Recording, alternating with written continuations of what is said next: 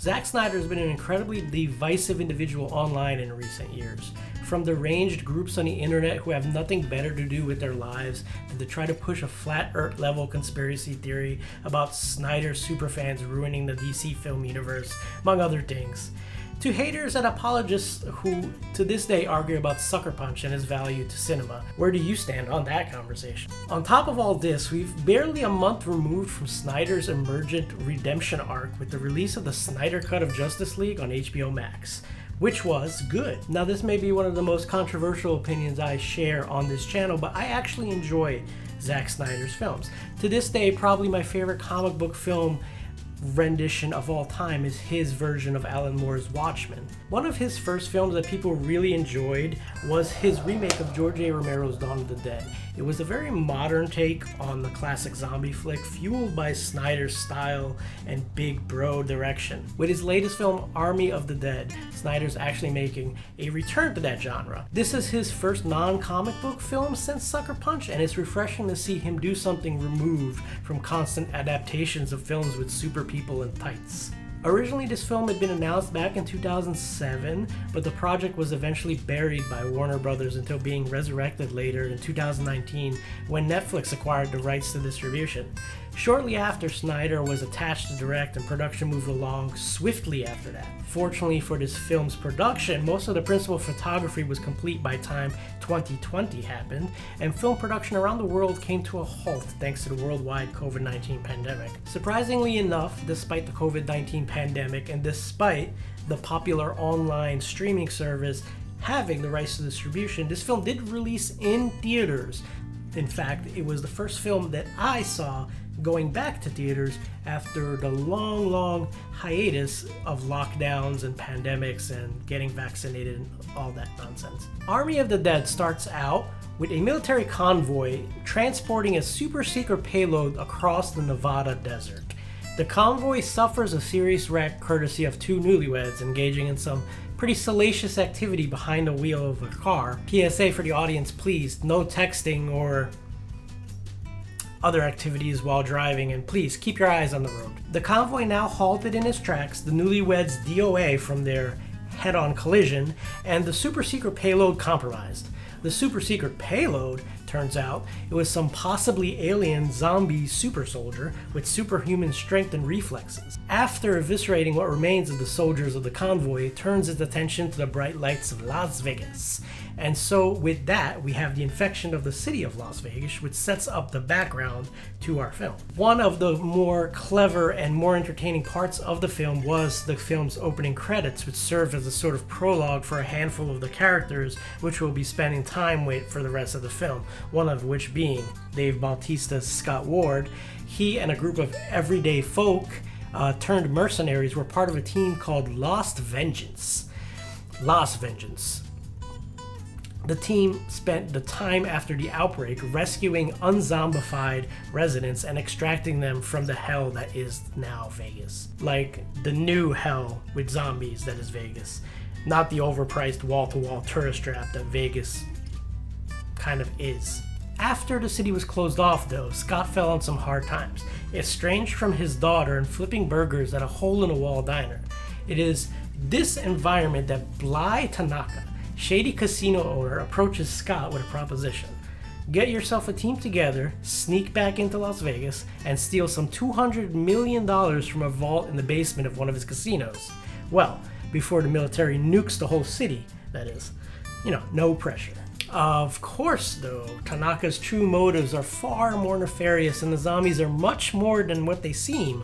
With that, the action and drama thus ensues. So, this may come to a surprise, or perhaps not, but I liked this film. And I've been put to task with this video because it's taken a bit to really put into words what it is that I liked about this film and why. It's a point of contention nowadays, but personally I recognize Zack Snyder as being a visionary director. in the most literal sense of the term. When approaching a project, he has a strong sense for how he wants the film to look visually. And I would say that he's a pretty good track record with that when it comes to executing.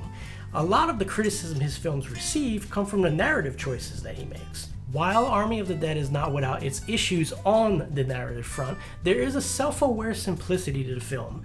This film does not purport itself to be anything more than what it is. It isn't trying to present itself as a complex, plot-driven narrative or a pretentious art house film, and it's for that honesty and self-awareness that I feel as though I really enjoyed this. Recently I made a video about the new Mortal Kombat movie.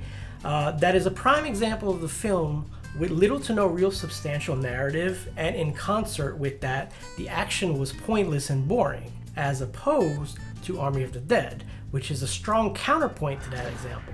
The narrative is pretty slim, but the characters and action in it make it a film that you can sit and watch. Army of the Dead is a film that is built around a group of characters who have more personality than the entirety of the Mortal Kombat movie series. And the charm of this film really lies in its characters. Bautista and the squad make up a memorable and eclectic group. You got your crazy YouTube guy, you got the obsessive young German locksmith, the violent badass warrior philosopher, even more ancillary characters like the scumbag refugee camp security guard are well written and memorable, and in his case, incredibly unlikable. It's the richness of the characters that makes it easier to stomach some of the more awkward scenes in the film. A couple of times the film breaks from its action to try to develop some more touching moments, like between Bautista and his daughter. They stick out pretty significantly. These scenes could, in theory, be making some sort of attempt to add some sort of kind of like abstraction from reality, similar to in the film. There's a news program that comes on that says that the president is suggesting nuking Vegas is patriotic in some sort of way. That satire hits the mark. Unlike Bautista having extended conversations with his daughter about opening up a food truck focused on grilled cheese, which has been done before actually. Not to be mistaken, because there is a beautiful absurdity to this film, in the way that it makes you wonder whether or not there isn't something more to this film than just a bunch of meatheads chopping up zombies. While the satire doesn't reach Starship Troopers level of bombast, this film does have former White House Press Secretary Sean Spicer arguing that the eradication of a zombie-hoarded Vegas is a free healthcare initiative. Hey, good afternoon, everyone. It's been a little while. Hope you missed me. In a sense, this film felt to me like it could very much hold a place amongst the legacy zombie work of George A. Romero, at least some of his later entries in the Living Dead saga. It doesn't have the same quality and execution that Snyder managed to have in Dawn of the Dead. It's not unfair to say this could at least be his Land of the Dead or Survival of the Dead. At least that's the energy that we're getting from this. This film does something else I particularly appreciate in these sorts of movies, where very few, if any, of the mainline characters survive until the end. It's an attitude that really expresses the nihilism inherent in horror stories, that shows that no one is safe from the repercussions of these sort of kind of apocalyptic, cataclysmic events. It's a sobering note to end the film on. So, bottom line, while it may not be his best film, I actually think it may be his worst. It's good to see Zack Snyder back in the saddle again, making films that don't take themselves entirely too seriously.